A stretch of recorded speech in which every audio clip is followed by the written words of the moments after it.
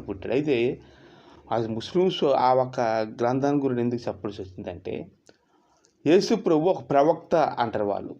అంటే యేసు ప్రభు సమాధి చేయబడ్డాడు, ఆయనకి సిలువేశారనేది వాళ్ళు నమ్మరు. దేవునితో పాటు వచ్చాడు, దేవునితో పాటు వెళ్ళాడు. ఆయన ఒక ప్రవక్త ఏలియా, తర్వాత ఆనూకు వీళ్ళు ఉన్నారు కదా, దేవునితో నడిచి వెళ్ళిపోయారు. అలాగే ఈయన కూడా ఒక ప్రవక్త అని వాళ్ళు అనుకుంటున్నారు అంతే.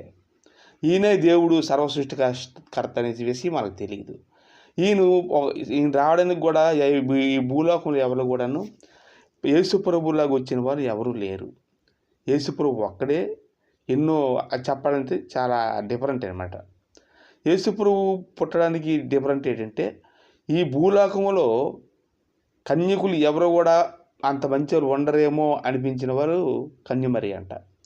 ఎంతోమంది కన్యకులు ప్రార్థన చేశారంట అప్పుడు. ఎందుకంటే ఆ ఒక ప్రభు పుడతాడని లేఖనంలో చెప్పబడింది.